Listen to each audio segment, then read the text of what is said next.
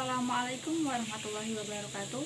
Perkenalkan, saya Riza Khairunisa dari IAIN Salatiga, Fakultas Syariah Program Studi Hukum Keluarga Islam semester 4. Yang terhormat Ibu Neneng Ratnasari selaku dosen pengampu mata kuliah Psikologi Keluarga, serta teman-teman yang saya cintai. Sebelumnya, selamat Hari Raya Idul Fitri 1441 Hijriah. Minal aizin wal faizin, mohon maaf lahir dan batin.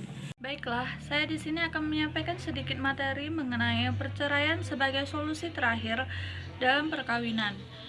Setiap kita yang berkeluarga tentunya ingin memiliki suatu keluarga yang baik, atau sering disebut juga dengan sakinah, mawadah, warohmah.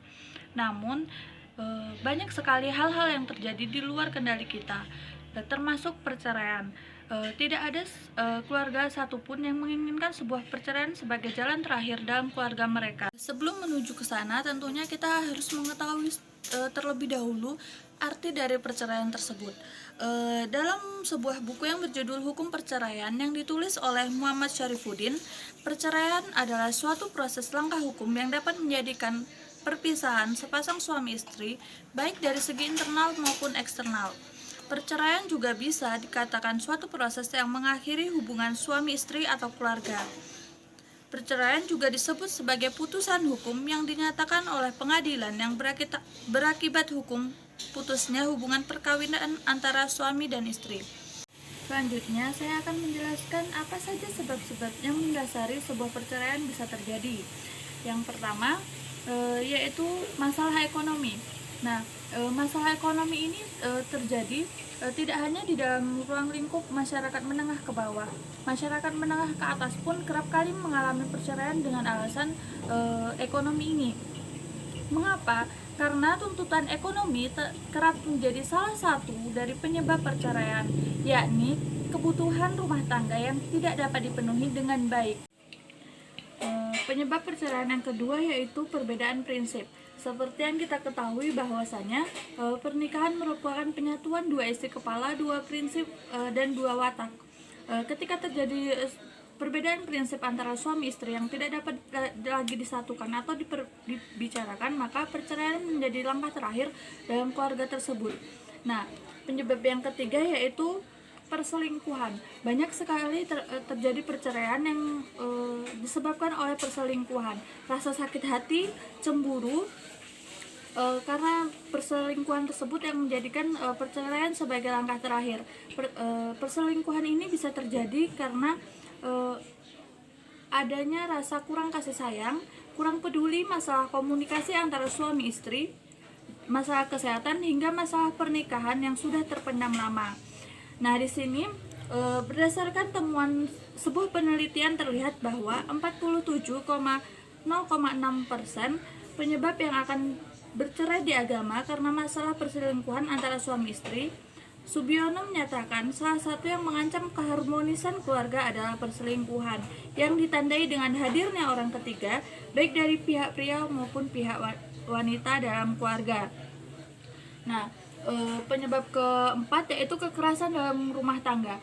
Banyak sekali laporan-laporan di pengadilan agama, mereka-mereka yang mengajukan perceraian karena mengalami kekerasan dalam rumah tangganya, seperti suami yang kerap kali memukul sang istri dan lain sebagainya. Penyebab terakhir yaitu sosial media.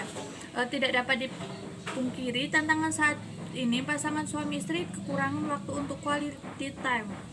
Dengan berkurangnya waktu ini, pasangan tidak menyempatkan waktu untuk bersama, justru asik dan sibuk bermain sosial media. Bahkan saat di area intim sekalipun, media juga bisa merubah ekspektasi dari sebuah pasangan atau keluarga.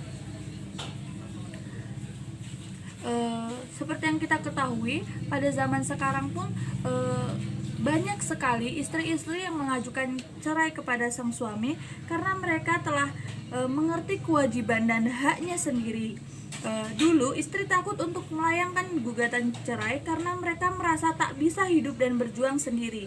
Namun sekarang wanita sudah lebih mandiri dan tidak bergantung. Karena itulah kata cerai lebih mudah dilayangkan ketika ada perselisihan. Apa saja sih dampak dari perceraian yang dilakukan oleh pasangan suami istri ini. Selanjutnya kita akan membahas mengenai dampak setelah perceraian. Tentunya dalam perceraian ini terdapat dampak di baliknya. Yang pertama yaitu anak menjadi korban utama. Anak menjadi korban yang paling terluka ketika ayah dan ibu mereka bercerai dan berpisah. Ketika sang anak setiap harinya bertemu dengan ayah dan ibunya, tiba-tiba saja ayah dan ibunya berpisah dan sang anak pun merasa kehilangan. Sebab itu perceraian pun bisa berpengaruh kepada psikologis sang anak tersebut. Yang kedua yaitu dampak kepada orang tua. Selain anak-anak, orang tua dari pasangan tersebut juga terkena imbas dari keputusan mereka bercerai. Sebagai orang tua, mereka dapat saja merasa takut anak mereka yang bercerai akan menderita karena perceraian orang tuanya, atau merasa risih karena ejekan-ejekan orang lain. Akhirnya, orang tua dari pasangan tersebut harus membantu membesarkan cucu-cucu mereka karena kurang atau ketidaksanggupan dari orang tua mereka yang bercerai untuk memenuhi kebutuhan fisik maupun batin anak tersebut. Yang ketiga yaitu bencana keuangan. Nah, jika sebelum bercerai suami sebagai pencari nafkah, maka setelah bercerai Anda akan kesusahan jika pemasukan diri sendiri terasa berkurang. Apalagi ketika si istri mendapat hak asuh atas anak. Berarti istri harus bertanggung jawab penuh untuk menanggung biaya hidup untuk sang anak. Yang perlu diingat setelah bercerai, umumnya banyak keluarga mengalami penurunan standar kehidupan hingga lebih dari 50%.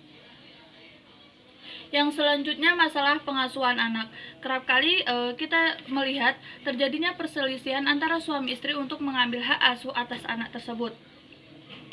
Nah, setelah bercerai ini harus ada yang menjalankan peranan ganda sebagai ayah sekaligus ibu. Ini bukanlah hal yang mudah karena ada banyak hal lain yang harus Anda pikirkan seorang diri.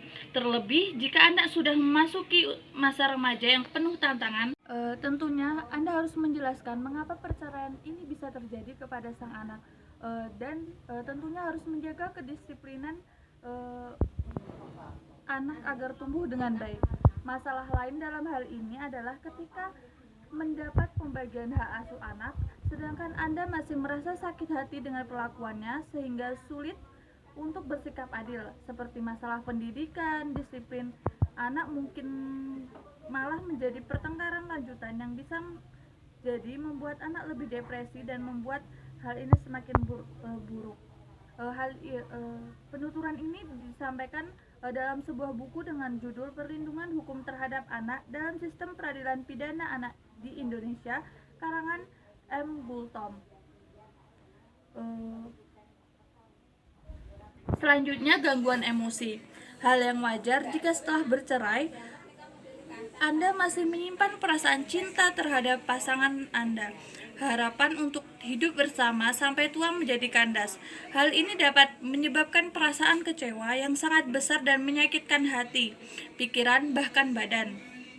Mungkin juga Anda ketakutan jika tidak akan ada orang yang akan mencintai Anda lagi, atau perasaan ditinggalkan lagi di kemudian hari. Dari penuturan saya di atas, perceraian merupakan langkah terakhir dan bukan keputusan yang mudah diambil, dikarenakan perceraian memiliki dampak-dampak dan hal-hal negatif di baliknya. Sebelum memutuskan untuk bercerai, tentunya kalian harus memikirkan bagaimana perasaan anak, keluarga, pasangan Anda, dan hal-hal di baliknya. Nah, ketika permasalahan tersebut sudah tidak dapat dibicarakan secara baik-baik dan tidak bisa diselesaikan oleh orang ketiga, maka perceraian bisa menjadikan solusi terakhir untuk memutuskan hubungan antara suami istri. Tentunya dengan kebijakan-kebijakan yang telah dibicarakan bagaimana kedepannya mengenai pengasuhan anak, apakah akan dibiayai sama-sama atau bagaimana, itu tergantung bagaimana pasangan tersebut menyelesaikannya. Mungkin sekian penuturan materi dari saya. Saya menyadari ada banyak sekali kesalahan dalam pengucapan, bahkan penyampaian yang terkesan berbelit-belit. Saya mohon maaf atas semua kesalahan tersebut. Saya akhiri. Wassalamualaikum warahmatullahi wabarakatuh.